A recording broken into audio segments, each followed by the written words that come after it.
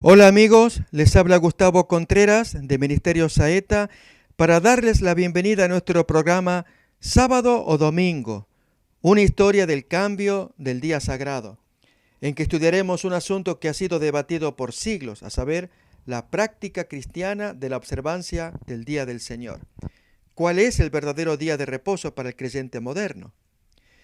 Borroso al comienzo, establecido después, el domingo, que desplazó al sábado como nuevo día de adoración, será examinado a la luz de la mejor información histórica disponible. Así presentamos Sábado o Domingo, una historia del cambio del día sagrado. Analizaremos historia, buscaremos razones del cambio y definiremos si es válido sostener hoy la vigencia de un tiempo sagrado semanal. Hoy nuestro 11º tema de estudio es Jesús y una advertencia sobre el sábado. Este estudio del material sabático de los evangelios no puede concluir sin una consideración especial a una advertencia que se relaciona con el sábado y que Cristo dio a sus discípulos al predecir la destrucción de Jerusalén. Orad para que vuestra huida no sea en invierno ni en sábado. En griego es medé sabato, según cuenta Mateo capítulo 24, versículo 20. Varias interpretaciones se han presentado para explicar la razón de la singular advertencia de Cristo. La huida en sábado podría verse obstaculizada, por ejemplo, por los siguientes varios motivos. 1. Por las puertas cerradas de la ciudad. O 2. Por un estado de ánimo psicológicamente adverso a la fuga. O 3. Por el rechazo por parte de los observadores estrictos para ayudar a los que están en necesidad. O 4. Por el temor de quebrantar las regulaciones rabínicas que permitían solo un corto viaje en sábado de menos de 1 kilómetro. O 5. Por la ira de los judíos fanáticos, furiosos al ver a gentes abandonando la ciudad o ante una supuesta profanación del sábado. Algunos argumentan, sin embargo, que dado que las palabras ni en sábado se omiten en Marcos 13:18, si leemos el texto de Marcos, allí efectivamente no se menciona esta advertencia de Jesús respecto del sábado. Dice acá, Marcos 13:18, orad pues que vuestra huida no sea en invierno, porque aquellos días serán de tribulación. Que entonces estas palabras ni en sábado representarían una interpolación judeo-cristiana posterior. Así opina Willy Rordorf, aquel estudioso que produjo un libro impactante sobre la historia del domingo, en los orígenes de la iglesia cristiana. Bien, este autor en la página 68 dice lo siguiente. El texto de Mateo 24:20 es una versión expandida secundaria de Marcos 13:18, donde no hay mención del sábado. Lucas ha omitido el versículo completo que claramente lo ofendía. Notemos el concepto de Rordorf acerca de este tema, de la advertencia de Jesús de orar para no verse necesitados de huir en sábado. Las palabras medé sabato, o sea, ni en sábado, de Mateo 24:20, se han introducido, según este autor, desde otra tradición, y se dice que esta expansión deriva de círculos judeocristianos estrictos en su observancia de la ley. Es el caso del autor Cotton, él cree así. Pero el temor de violar la santidad del sábado al huir en ese día, y él se pregunta, aún en peligro de muerte, parece ir más allá de lo que sabemos de otras fuentes acerca de la estrictez con que los judeocristianos observaban la ley. Es más probable que la adición medé sabato, o sea, ni en sábado, de Mateo 24:20, o aún el versículo entero, dice Rordorf, derive de un medio ambiente judío tardío. ¿Quizá macabeo? Pregunta él. Es decir, a la hora de mirar el origen de esta expresión, supuestamente habría provenido de alguna generación muy antigua, o macabea, dice él, solamente que nos preguntamos que los macabeos hicieron exactamente lo contrario. Ellos tomaron un voto de usar el sábado para sus necesidades guerreras. En este caso Jesús hace la inversa. Orad para que vuestra huida no sea en sábado, para que no se vean obligados en tiempo de guerra a usar ese día. Bien, aún concediendo tal posibilidad, esto es la adición en Mateo, el hecho es que el interpolador, supuestamente, consideró el sábado como vinculante en el momento de su escritura. Eso es lo que importa.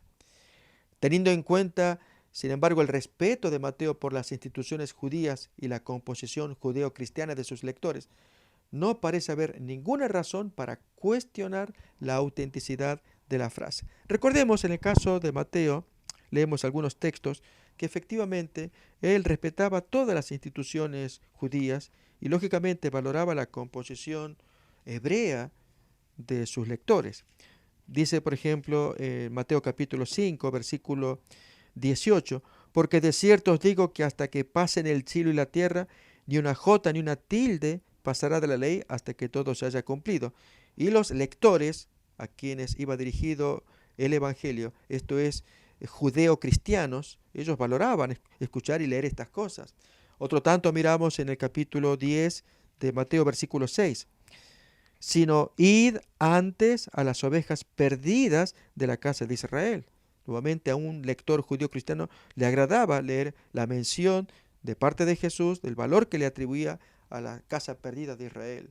O el versículo 23 del mismo capítulo 10, donde dice, cuando os persigan en esta ciudad, huid a la otra, porque de cierto os digo que no acabaréis de recorrer todas las ciudades de Israel nuevamente, antes que venga el Hijo del Hombre. Miremos también en el mismo libro de Mateo, capítulo 23, el versículo 3, que dice, así que todo lo que os digan que guardéis, guardadlo y hacedlo. Esto es, los líderes de la nación. Mas no hagáis conforme a sus obras, porque dicen y no hacen. O el versículo 23. Ay de vosotros, escribas y fariseos hipócritas, porque diezmáis la menta y el eneldo y el comino, en fin, unas plantas citadas, y dejáis lo más importante de la ley, la justicia, la misericordia y la fe. Esto era necesario hacer sin dejar de hacer aquello.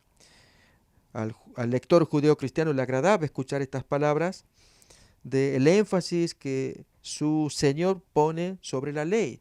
Y lo más importante, en fin, al extraer lo más importante de la ley, cuando dice justicia, misericordia y fe. Por lo tanto, Mateo se convierte en un escritor agradable para el público al cual el Evangelio iba dirigido.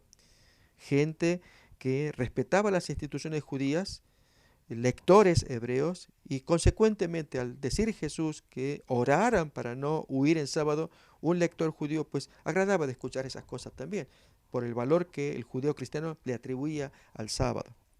Bien, la omisión de Marcos, en el capítulo 13-18 que hemos leído, se podría explicar por el hecho de que estaba escribiendo a un público diferente, no obstaculizado por las restricciones judías, y por lo tanto no había necesidad de retener la referencia de Cristo de viajar o de huir en sábado.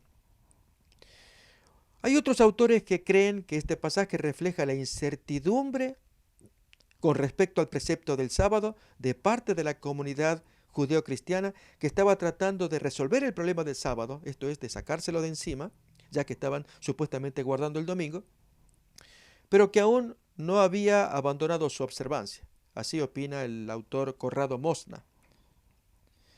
Y esto porque se interpreta que la orden orad que vuestra huida no sea en sábado, Mateo 24:20, se refiere a la prohibición rabínica de viajar más allá de un camino de sábado que medía aproximadamente 1 kilómetro y a la que Jesús no daba importancia. Orad para que no hagan esto. Él no da importancia, pero pide a sus discípulos que respeten lo que él está diciendo. Oren para que no se vean obligados. Recordemos lo que la Mishnah dice sobre este tema. En el tratado Erubim, capítulo 4, tratado que trata tanto como el tratado Shabbat, ambos tratan sobre el sábado. En Erubim trata mayormente de la fusión, ese es el significado de la palabra Erub, es fusión de alimentos y de espacios, fusión en mucho sentido para poder vincular entre un estado y el otro y el sábado pueda moverse libremente en ellos gracias a la fusión. De allí entonces el camino de un día de reposo se podía caminar hasta 1 kilómetro, pero si uno necesitaba caminar otro kilómetro más, tenía que fusionar el primer kilómetro con el segundo estaba prohibido, pero al fusionarlo, y para ello podía llevar una comida, hacer una oración al término de ese primer kilómetro permitido, y entonces se habilitaba así al segundo kilómetro para poder caminarlo. Entonces eso era fusionar. De eso trata entonces Eruvim, que significa fusiones. Bien, en el capítulo 4 de Eruvim dice, si uno ha salido más allá de los límites del sábado con permiso y se le dice, ya se ha hecho la cosa, él tiene 2000 codos, ya que es sábado, es 1 kilómetro, en cualquier dirección.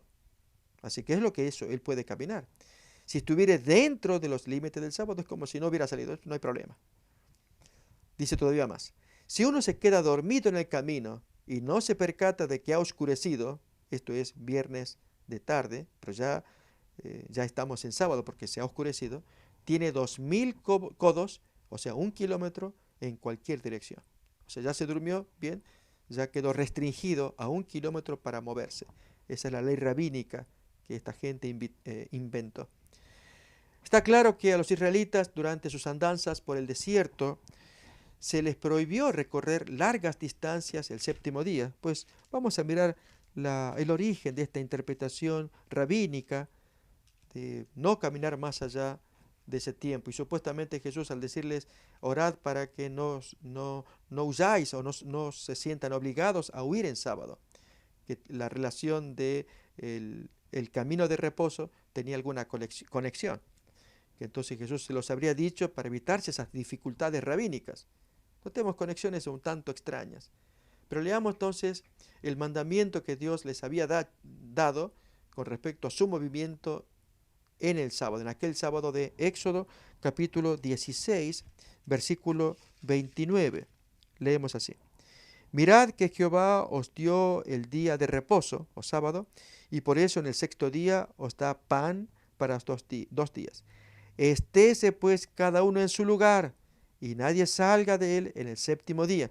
Notemos que a partir de allí viene esa interpretación de hasta cuánto espacio uno puede caminar en sábado, y los maestros rabinos, algunas pocas generaciones antes de Jesús, comienzan a elaborar este intrincado proceso de leyes sabáticas.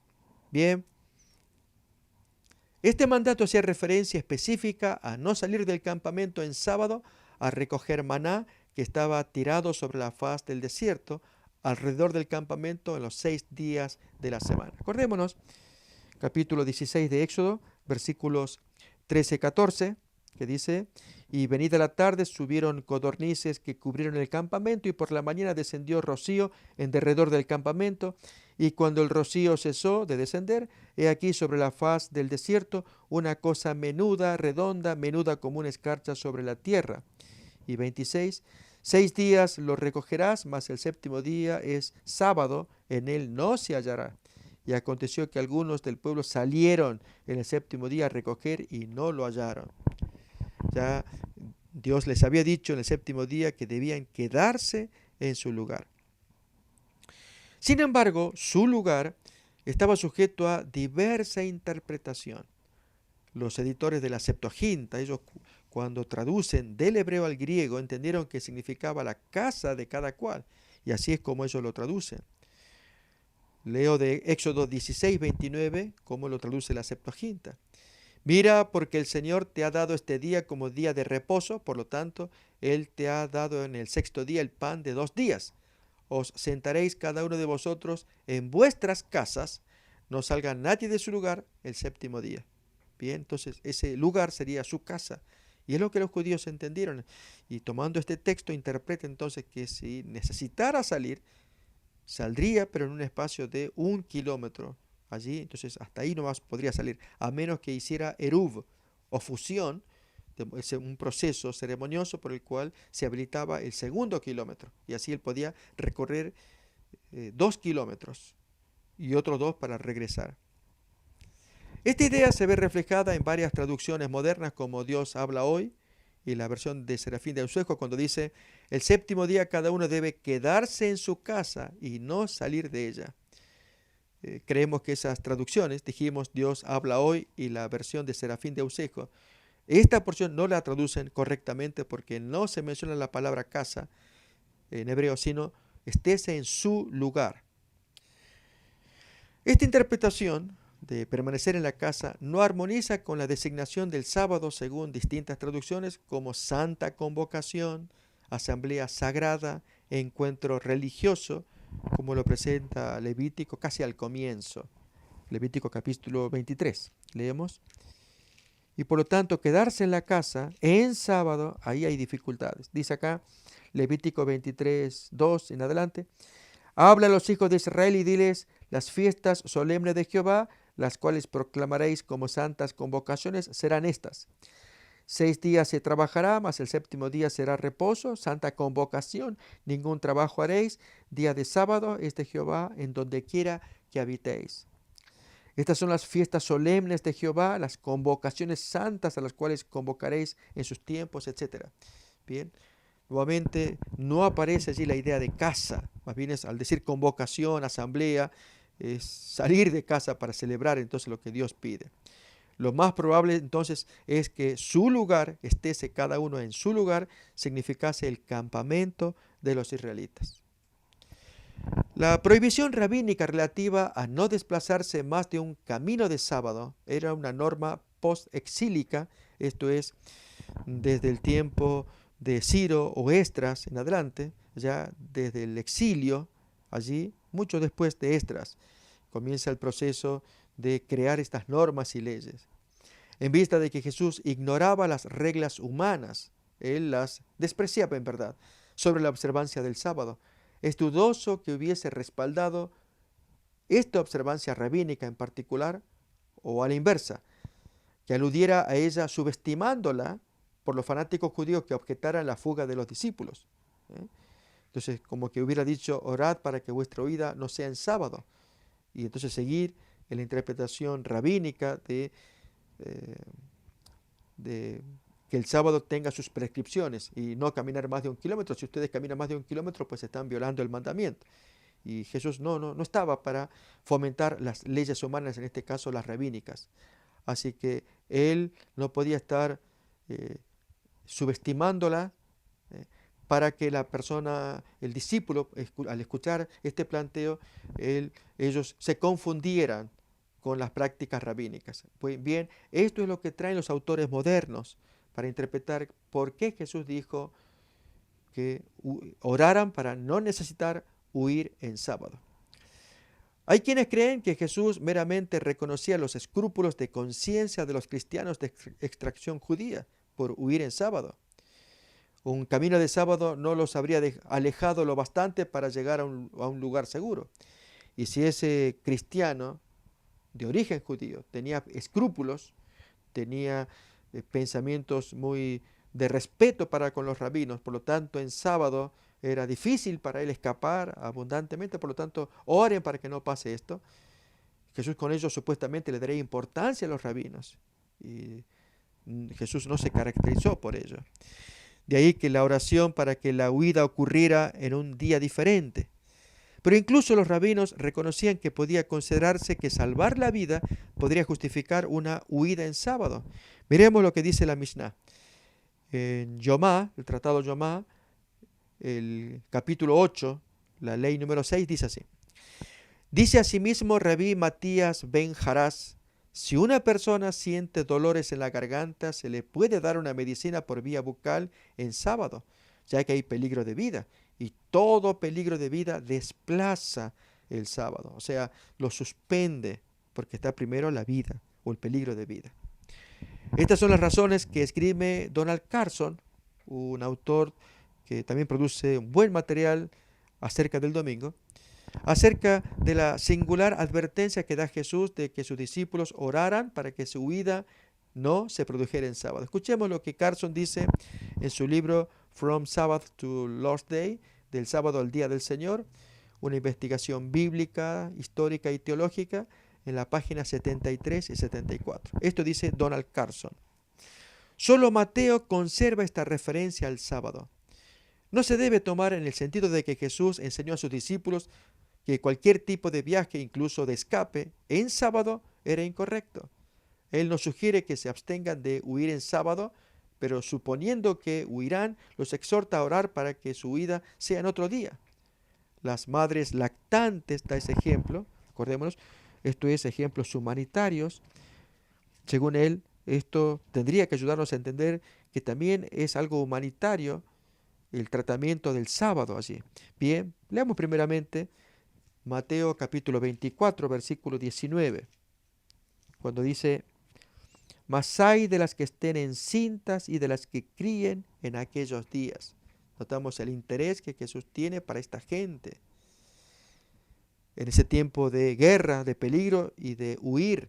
Lo mismo las frecuentes lluvias de invierno y el frío, como cuenta 24:20. Orad pues que vuestra huida no sea en invierno. En fin, todo ello, madres lactantes, diferencias sí, y el clima, pues traería problemas, las lluvias de invierno. Todo ello retrasaría y causarían la pérdida de vidas. Y también lo harían las regulaciones sabáticas, ya que las puertas se cerrarían, las tiendas no operarían y habría impedimentos para cualquier persona que intentara exceder la distancia de viaje permitida en el día sábado. Esa es la opinión que está dando Donald Carson y agrega más. No es legítimo deducir de este pasaje que Jesús nunca previó el abandono del sábado, la anulación del sábado. Porque hay quienes dicen, y me incluyo, que con este versículo Jesús no, más bien refuerza, hay una situación pendiente con el sábado. Y estos autores pues dicen, no hay ninguna situación pendiente, se acabó el sábado, aún que Jesús menciona allí que oren para no huir en sábado. Cuando finalmente Jerusalén cayó, los judíos que guardaban el sábado, sean cristianos o no, constituían la mayor parte de la población, por lo que las restricciones del sábado estarían por todas partes. En cualquier caso, exigir demasiado de este texto es exigir que el texto se ajuste anacrónicamente. Y uno se pregunta, ¿qué quiso decir con eso? Que uno trata de ajustarlo y es que en el tiempo en que se escribe el Evangelio ya es anacrónico, no se está guardando el sábado, se está guardando el domingo. Es uno de los planteos que trae este autor. Que Jesús lo pudo haber dicho en el año 31, pero en el año 66, cuando se cumple la profecía con Cestio Galo, allí ya los cristianos no están guardando el sábado sino el domingo, por lo tanto es decir que el sábado es vigente, es anacrónico, supuestamente según este autor. Hay quienes ven en Mateo 24:20 una profecía compacta de una futura observancia del domingo. Su alegoría no se diferencia de la que plantea el pseudo Bernabé, texto que vamos a mirar después en el capítulo 15. Esto es que un texto literal nos lleva en alegoría a una noción supuesta, imaginaria. Miremos a ambos autores. Es el caso del comentario de Matthew Henry. Vamos a leerlo primero y luego el pseudo Bernabé. Matthew Henry, en su comentario sobre el Evangelio de Mateo, y especialmente el comentario sobre Mateo 24:20, comenta esto, dice esto. Y nos va a resultar un poco extraño escuchar este comentario de un cristiano que defiende la observancia del domingo, pero no sabe cómo hay que hacer con el sábado para poder quitarlo allí. Pero leamos el comentario. El hecho de que Cristo les pidió que oraran por este favor insinúa su propósito de dárselos. Orad para que no huyáis en sábado. Que oraran no en sábado judío, porque viajar entonces los ofendía a ellos, los judíos, que estaban enojados con los discípulos por arrancar las espigas de trigo ese día. No en el sábado cristiano. ¿Y eso qué es? Orad para que no huyan en el sábado judío, porque los judíos estaban ofendidos todavía con los cristianos. Pero tampoco tengan que orar o que tengan que huir en el sábado cristiano. Hay un sábado judío y un sábado cristiano, ¿sí? Y ese sábado cristiano es el domingo. Leo otra vez. Que oraran no en sábado judío, porque viajar entonces los ofendía a ellos, a los judíos, que estaban enojados con los discípulos por arrancar las espigas de trigo ese día. No en el sábado cristiano, sería domingo, porque ser forzados a viajar ese día sería un dolor para ellos. Esto sugiere que el diseño de Cristo, que un sábado semanal, otra vez el domingo, debe ser observado en su iglesia después de la predicación del Evangelio a todo el mundo. No leemos ninguna de las ordenanzas de la iglesia judía, que eran puramente ceremoniales, de las que Cristo jamás expresó ningún interés, porque todas iban a desaparecer, pero por el sábado a menudo mostraba preocupación. Y miremos ahora el comentario del pseudo Bernabé. Dice así, en el capítulo 15, en los versículos 8 y 9, por último, les dice en el texto del Antiguo Testamento, vuestros novilunios y vuestros sábados yo no los aguanto. Y ahora la explicación del pseudo Bernabé, mirad cómo dice, o cómo significa, no me son aceptos vuestros sábados de ahora, sino el que yo he hecho, aquel en el que, haciendo descansar todas las cosas, haré el principio de un octavo día, es decir, el principio de otro mundo. Por eso justamente nosotros celebramos también el día octavo, o sea, el domingo, con regocijo, por ser día en que también Jesús resucitó de entre los muertos y después de manifestado subió a los cielos. Es el argumento que va a dar entonces el pseudo Bernabé. El texto de Mateo 24:20 realmente no ofrece ninguna reflexión sobre la observancia del Shabbat, ya que trata exclusivamente de la huida futura. La incertidumbre no es acerca de la observancia del sábado, sino de la llegada de la gran tribulación, en que el invierno y el sábado se presentarían incidentalmente solo para posibles obstáculos. Miremos capítulo 24, el contexto del versículo 20. Bien, leemos el capítulo 24, 15 y el 21. Dice el 15, por lo tanto, cuando veáis en el lugar santo la abominación desoladora de la que habló el profeta Daniel, el que le entienda, y allí se refiere entonces al cerco romano, el estandarte romano que estaba a punto de ser puesto. Cuando ustedes vean eso, versículo 19, el versículo 15, y ahora el 21, porque habrá entonces gran tribulación, cual no la ha habido desde el principio del mundo hasta ahora, ni lo habrá. Bien, esos son los posibles obstáculos que podrían presentarse.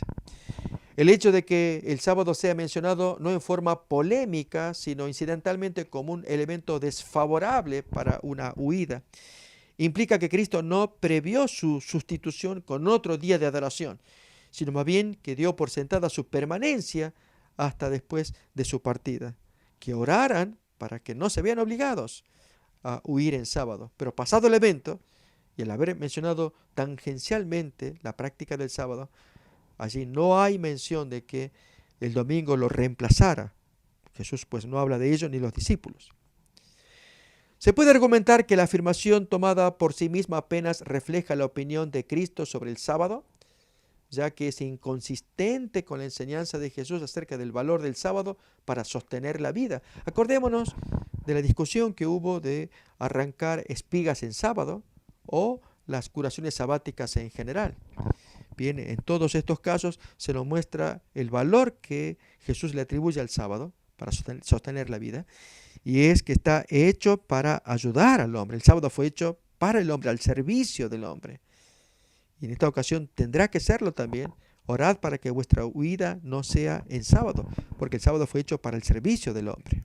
Bien, la pregunta que nos hacemos es, ¿está Cristo en este caso en realidad prohibiendo huir en sábado? Su amonestación es orar por las condiciones favorables para una huida. El invierno y el sábado se presentan simplemente como circunstancias externas que podrían interferir con una huida apresurada. Cristo de ninguna manera da a entender que huir en invierno o en sábado fuera ilegal.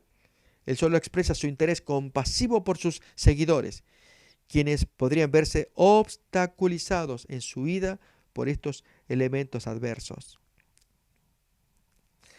Las consideraciones sobre la difícil situación de las mujeres embarazadas o lactantes, así como las dificultades del viaje causadas por el invierno y el sábado, recordemos versículos 19 y 20, no son valores de juicio, sino solo indicaciones de la tierna preocupación de Cristo por la fragilidad humana. Les dio la instrucción de orar para que en aquel momento de crisis no necesitaran huir en sábado, pero la implicación es que las condiciones podrían ser tales que fuera necesario huir incluso en sábado. La confusión de una huida precipitada en sábado junto con el trajín y el temor que ello podría provocar no los pondría en armonía con la adoración, la paz y el regocijo que se requiere en la celebración del sagrado día de reposo. Desde el punto de vista de sus discípulos, Jesús ve el sábado como un tiempo inapropiado para huir. Los cristianos no solo no estarían preparados para una huida, sino que los fanáticos judíos posiblemente la obstaculizarían. De ahí que Jesús instara a sus seguidores a que oraran para que la fuga ocurriera en otro día. Miremos cómo lo va a decir el autor Guillermo Hendrickson en su comentario al Nuevo Testamento, el Evangelio según Mateo. En la página 637 leemos así: la enseñanza de Cristo acerca del sábado y su observancia, según Mateo 12:11 o Marcos 2:27, fue suficientemente generosa como para dar lugar a la huida en ese día. Vamos a ver si es cierto. Mateo 12:11. Si con estos textos uno se vería justificado para huir en sábado. 12:11. ¿Qué hombre habrá de vosotros que tenga una oveja y si ésta cayera en un hoyo en sábado no le echa mano? Pues cuánto más vale un hombre que una oveja. Por consiguiente es lícito hacer bien en sábado. Lógicamente es el consejo de Jesús, salven sus vidas. O Marcos 2:27, leemos también así: también les dijo, el sábado fue hecho por causa del hombre y no el hombre por causa del sábado. Entonces el sábado si fue hecho para el hombre es para que ayude, colabore. Y una huida, uno tendría que estar preparado para que no ocurra al revés, porque psicológicamente uno podría frenarse. Al ser sábado, pues hay que adorar a Dios en quietud. Y entonces el enemigo puede aprovecharse de esa debilidad, cual es la de guardar el sábado, para evitar problemas. Cristo, por lo tanto, en esta admonición no está definiendo el comportamiento del sábado, sino simplemente exhortando a los discípulos a orar por condiciones más favorables. De hecho, la historia relatada por Josefo probó que la advertencia de Jesús fue atinada. Miremos acá, muy interesante, cómo Josefo cuenta esa situación de guerra cuando llegó el ejército romano, el de Sestio Galo, y rodeó la ciudad de Jerusalén, tal como la profecía lo anunciaba. Pero algo pasó. Miremos. Josefo, que vivió entre los años 37 y muere por cerca del año 100 de la era cristiana, escuchamos aquí el hecho de Josefo, pero resumido. Sestio Galo, gobernador de Siria, se asentó con su ejército en Gabaón a 50 estadios, o sea, 9 kilómetros de Jerusalén. Y él fue atacado por los judíos el día sábado, durante la fiesta de las cabañas, en el octubre del año 66. Sufrieron 515 bajas contra 22 bajas judías. Allí es interesante ver que los mismos judíos, ellos atacan a Sestio Galo el sábado. Y ahí se va entendiendo la razón de la advertencia de Jesús. Oren para no huir en sábado, porque cuando Sestio Galo rodeó la ciudad, si bien estaba a cierta distancia, 9 kilómetros, estos judíos furiosos y envalentonados atacan y ganan con 15 bajas romanas contra 22 bajas judías. Y por lo tanto fue breve el combate, y al regresar otra vez a sus lugares, los cristianos habrían sido sorprendidos si escapaban en ese momento casi áureo que se les presentaba. Pues los guerrilleros, los peleadores israelitas salieron a enfrentarse contra los soldados romanos. Obtuvieron victoria, sí, pero habiendo sido la refriega en sábado, pues el consejo de Jesús es: orad para que no se vean obligados a ir. En sábado traten de no ir.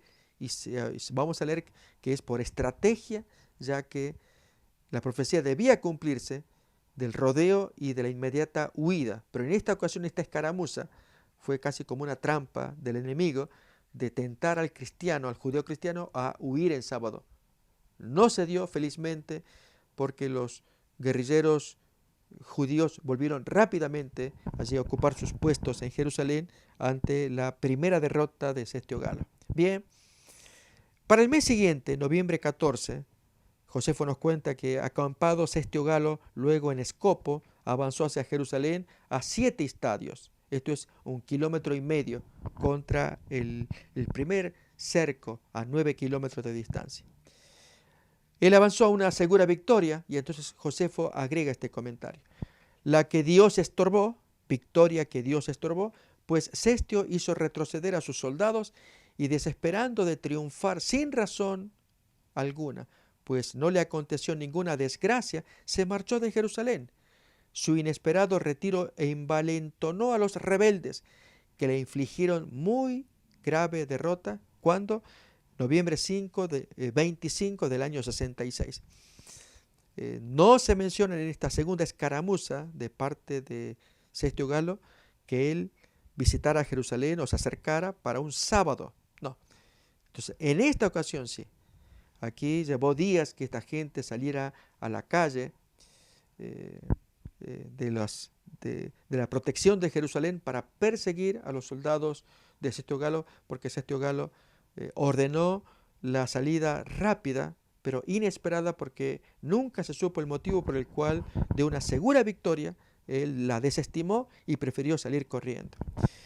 Todavía Josefo agrega más acerca de esos cristianos que lograron salvar sus vidas, si bien habla de judíos en general. Tras el desastre de Sestio, describe en el libro Guerras, ambos textos que estamos leyendo se encuentran en el capítulo 19 y capítulo 20 del segundo libro de Guerras. Tras el desastre de Sestio, muchos de los notables judíos se retiraron de la ciudad, igual que se abandona un barco a punto de hundirse. Los hermanos Costóbar y Saúl, junto a Filipo, el hijo de Jásimo, que era general del campamento del rey Agripa, salieron corriendo de la ciudad y acudieron a Sestio. Hay algunos nombres de los cuales Josefo le consta que escaparon. El punto es que en esta muchedumbre de gente que logró salir simultáneamente cuando los guerrilleros judíos estaban ocupados en destruir el ejército de Sestio Galo. De hecho, destruyeron prácticamente toda una legión. El hecho de que Cristo mencione el sábado en el año 31 para el tiempo de la destrucción de Jerusalén, esto es desde el año 66 al año 70, presupone por un lado que Cristo previó la permanencia de su observancia y por otro lado, todavía se observaba el sábado por los judíos cristianos cuando Mateo escribió.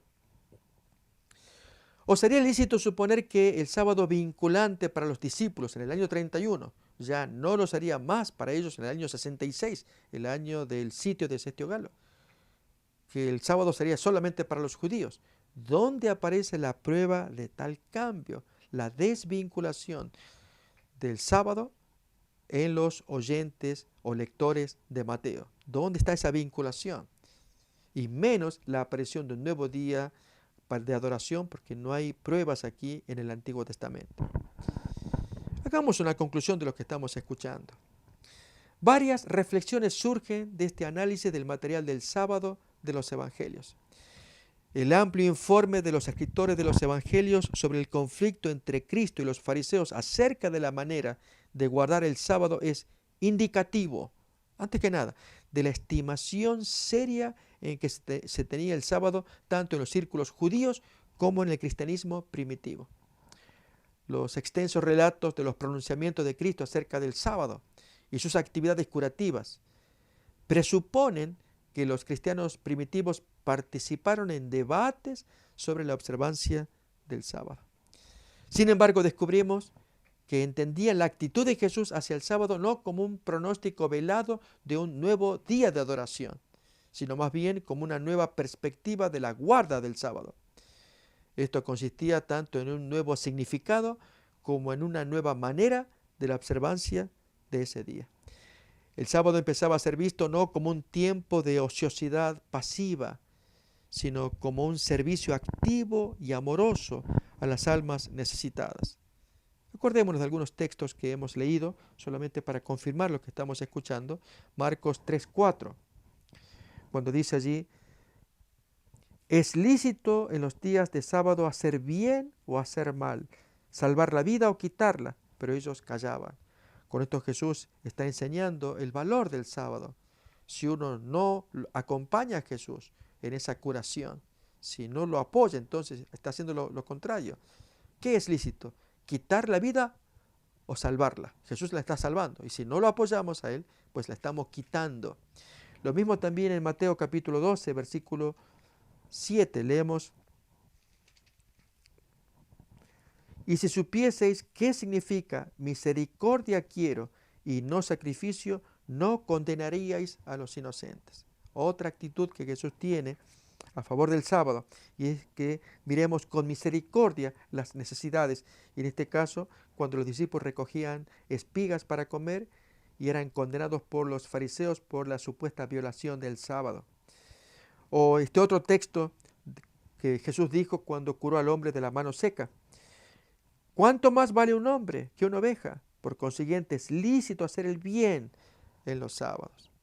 Y acordémonos del texto de Juan capítulo 9, versículo 4, donde a punto de realizar la curación del ciego de nacimiento, dijo estas palabras: me es necesario hacer las obras del que me envió, entre tanto que el día dura, la noche viene cuando nadie puede obrar. Bien, él tiene que hacer las obras de Jesús y en ese momento inmediatamente después hace la curación del ciego. Así que esa era obra de Dios. Él tenía que hacer esas obras de parte de Dios. Este nuevo entendimiento está atestiguado en un documento temprano, la epístola a Diogneto, fechada entre los años 130 al año 200 de la era cristiana, cuando Diogneto en el capítulo 4 dijo así: ¿y cómo no tachar de sacrílego calumniar a Dios, imaginando que nos prohíbe hacer bien alguno en sábado? ¿Cómo no decir que es sacrilegio decir que Dios prohíbe hacer el bien en sábado? Encontramos que este valor positivo y fundamental de la observancia del sábado es establecido forzosamente por Cristo a través de su programa de reformas sabáticas. El Señor actuó en sábado deliberadamente en contra de las restricciones prevalecientes, con el fin de liberar el día de la multitud de limitaciones rabínicas y así restaurarlo a su intención divina original, a saber, que sea un día de bienestar físico y espiritual para el hombre. Sin embargo, notamos que Cristo presenta su demostración del amor mediante actos de bondad en sábado, no simplemente como el cumplimiento de las obligaciones humanitarias del mandamiento, cuando el texto dice allí: le darás descanso al buey, al asno, al hijo del criado, etc., sino principalmente como una expresión de la aceptación y experiencia del creyente de la bendición que Dios le está ofreciendo. Cuando Jesús dijo: venid a mí todos los que estáis trabajados y cargados, que yo les voy a dar el descanso. O sea, yo les voy a dar lo que trae el sábado, que es un descanso. Pero hay que ir hasta Él y aceptar ese ofrecimiento. Esta relación entre el sábado y el rescate o redención apareció en los evangelios de varias maneras.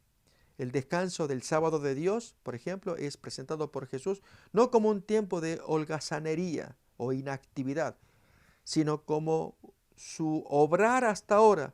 Mi Padre hasta ahora obra, hasta ahora trabaja, de Juan 5:17, en favor de la salvación del hombre. También el uso legítimo del sábado por parte de los sacerdotes para ministrar a los pecadores necesitados. Nos acordamos que esa expresión ya la hemos estudiado en Mateo capítulo 12, versículo 5, para justificar la conducta de los discípulos cuando arrancaban espigas.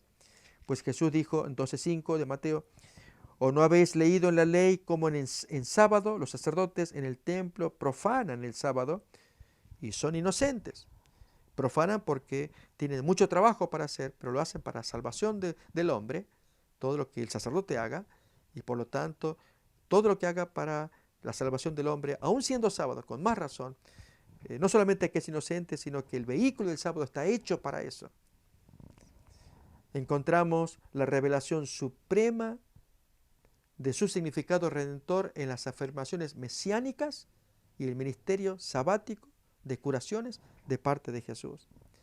El Salvador, recordemos, no solo inauguró en Lucas 4:16, allí con su sermón, un sermón mesiánico y un sermón sabático del contenido de lo que significaba el año agradable a Jehová, y ya estudiamos tanto el año de remisión como el año jubilar.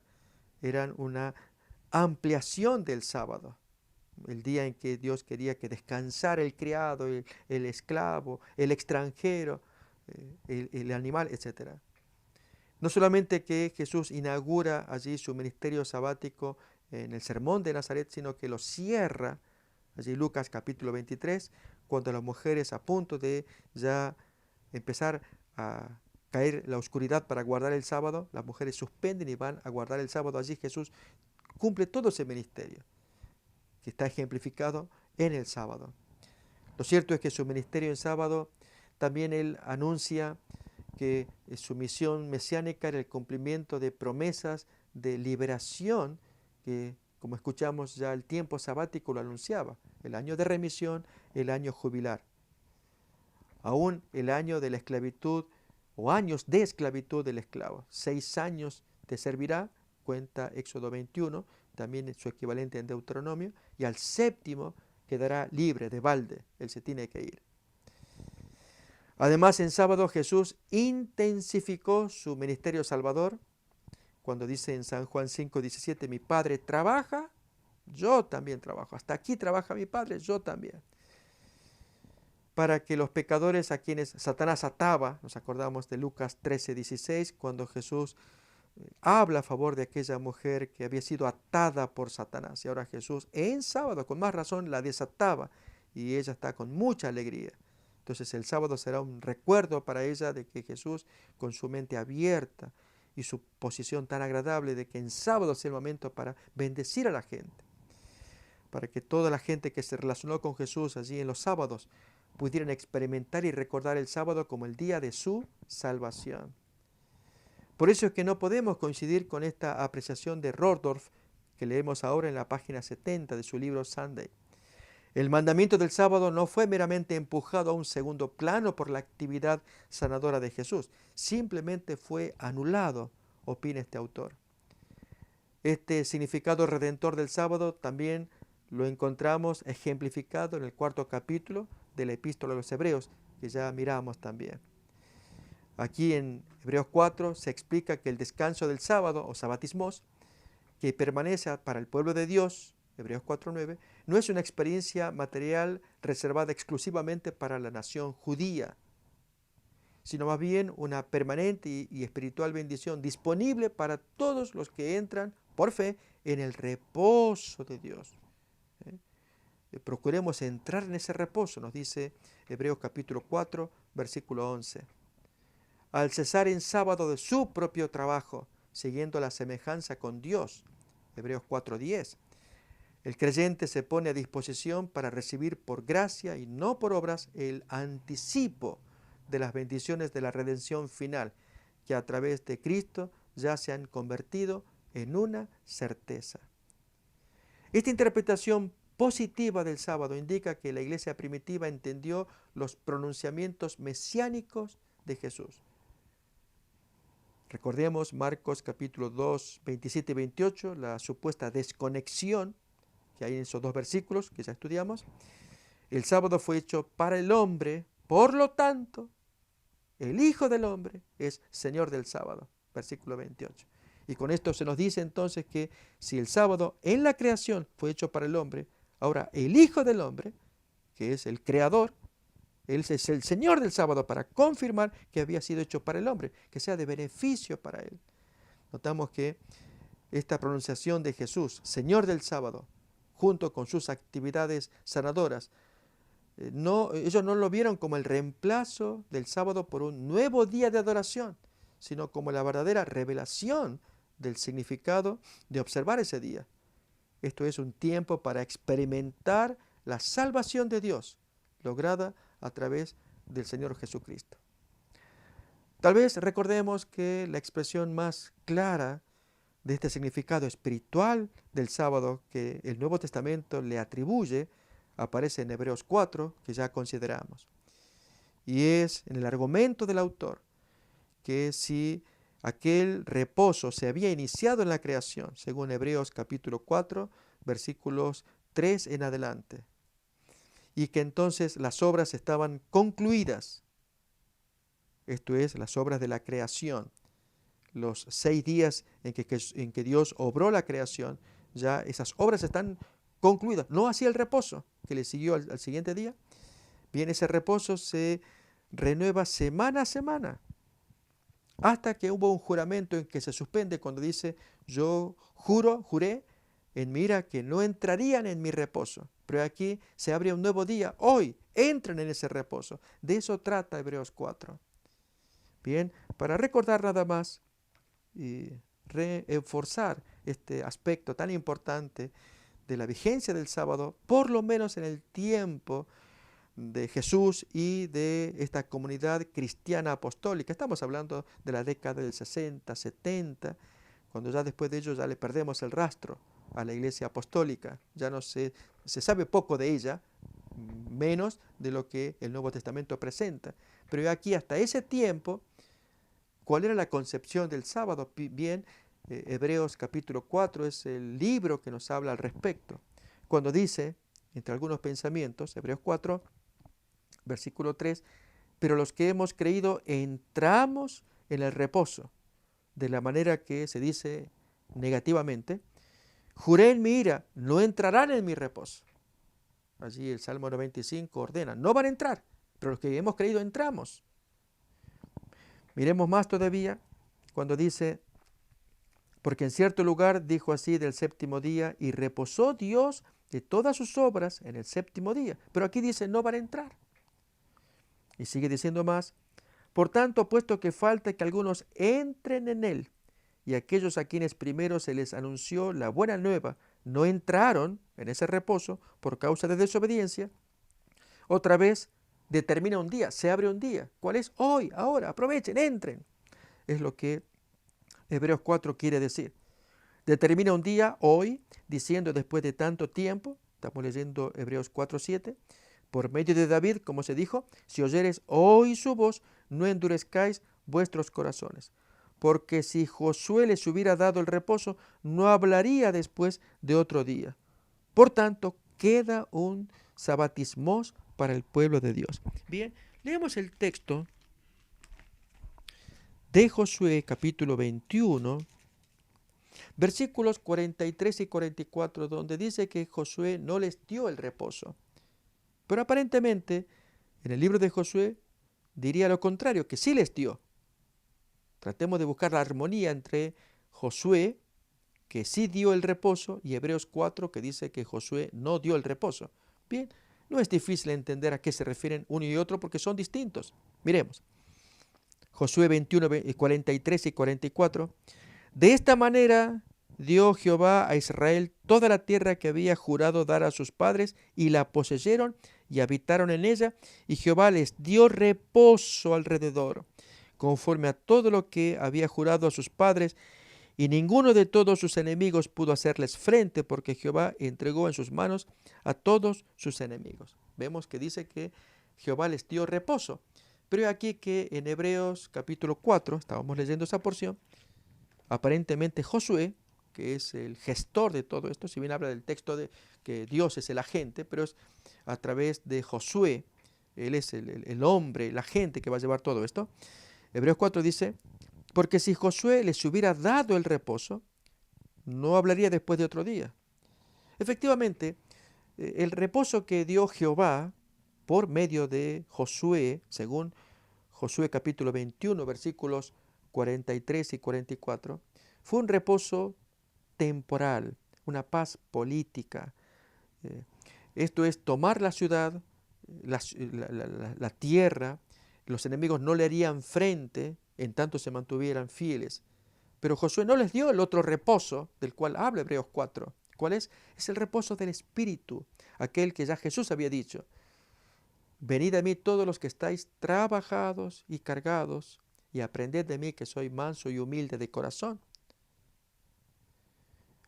Llevad mi yugo sobre vosotros, y hallaréis descanso para vuestras almas. Entonces, esa invitación que él hace, vengan a mí para que encuentren descanso. Ese descanso es el que está ofreciendo Hebreos 4, pero se vehiculiza a través de la observancia del sábado literal y semanal. El sábado, pues, no solamente es un descanso físico, sino también es el tiempo de comunión para encontrar ese descanso del alma al cual Jesús nos invita: venid a mí todos los que estáis trabajados y cargados. Así estamos terminando esta primera parte de Jesús y el Día del Señor, de esta serie que hemos titulado Sábado o Domingo, una historia del cambio del día sagrado. Continuaremos con la segunda parte de esta serie que estamos teniendo, que va a tratar ya de lleno en la observancia, la nueva observancia del domingo, cómo apareció, cómo surgió, si en Jerusalén o fuera de Jerusalén, en el tiempo de los apóstoles o posterior a ellos. Esta serie es la que continuará a esta que terminamos en esta primera parte con la presentación del tema Jesús y una advertencia sobre el sábado. A quienes nos acompañaron, gracias por haberlo hecho, y nos encontraremos con la siguiente parte. Hasta entonces.